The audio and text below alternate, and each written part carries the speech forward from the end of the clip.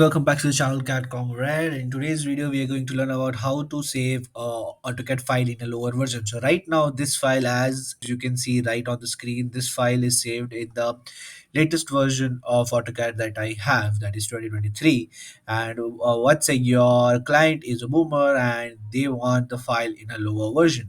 So all you have to do is just type the command save as, or you can just go to file and select save as.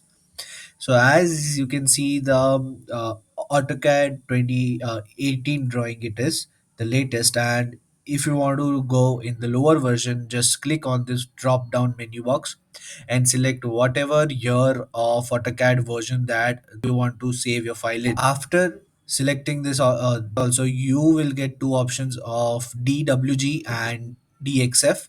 So choose the right option that you want and just select it and press save, and it will ask you that the name is same. So of course, yes, replace it, and your AutoCAD file has been saved in a lower version of AutoCAD.